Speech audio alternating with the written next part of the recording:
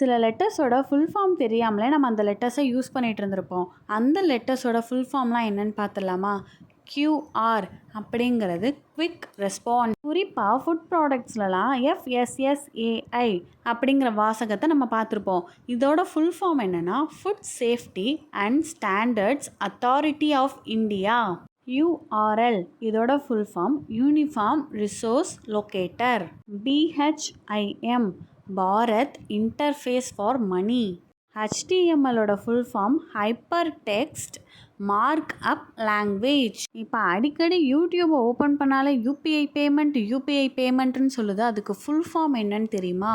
Unified payments interface.